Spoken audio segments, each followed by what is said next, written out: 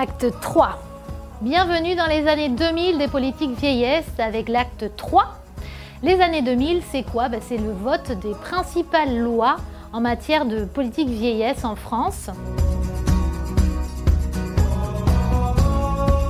La première grande loi, c'est la loi du 20 juillet 2001 qui instaure une nouvelle allocation spécifique pour les personnes âgées dépendantes, l'APA, allocation personnalisée d'autonomie.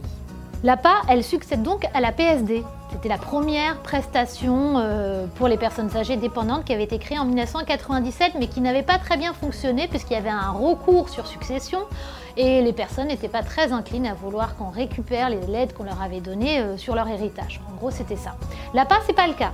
Donc l'APA, elle est toujours financée par les départements, elle est toujours évaluée via la grille Agir, mais ce sont les 4 principaux niveau de perte d'autonomie qui ouvre droit à une allocation, là où la PSD c'était les 3 classes les plus sévères de perte d'autonomie qui ouvraient droit à une allocation.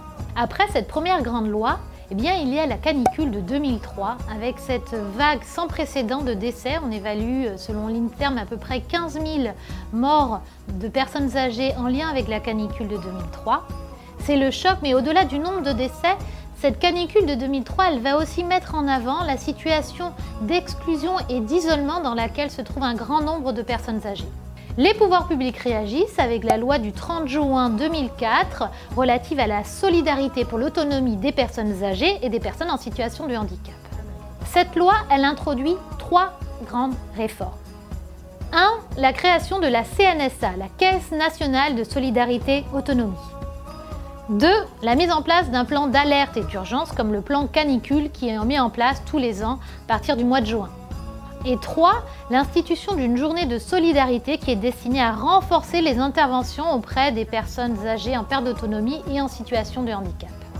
En ce début des années 2000, il y a 2 autres lois qui sont également très importantes d'un point de vue déontologique parce qu'elles vont renforcer le droit des usagers. Premièrement, la loi du 2 janvier 2002, dite loi 2002, qui vient rénover la loi de 1975 qui structurait le secteur social et médico-social. La loi 2002, elle impose ainsi un certain nombre d'obligations visant à garantir le droit des usagers. Elle impose ainsi aux établissements la mise en place d'outils internes comme le livret d'accueil ou la charte des droits et des libertés. Elle impose aussi un système de contrôle externe avec le principe d'une évaluation continue interne et externe. Les services prestataires d'aide à domicile faisaient alors figure d'exception, c'est-à-dire que soit ils relevaient de l'autorisation de création et dans ce cas-là de la totalité des obligations de la loi 2002, soit les services prestataires relevaient de l'agrément qualité et dans ce cas-là, ils n'étaient pas obligés de suivre la totalité des obligations de la loi 2002. Cette exception a été levée par la suite avec la loi ASV dont je vous parlerai tout à l'heure. L'autre loi très importante en matière déontologique, c'est la loi du 11 février 2005, la loi sur l'égalité des droits et des chances, la participation et la citoyenneté des personnes handicapées. Cette loi-là, elle promeut aussi le droit des personnes âgées en situation de dépendance parce que ces réformes, comme la loi 2002 d'ailleurs, vont dans le sens d'un rapprochement des politiques vieillesse et des politiques handicap. C'est-à-dire que toute incapacité, quel que soit l'âge des personnes, est jugée au même niveau et doit mériter un traitement similaire.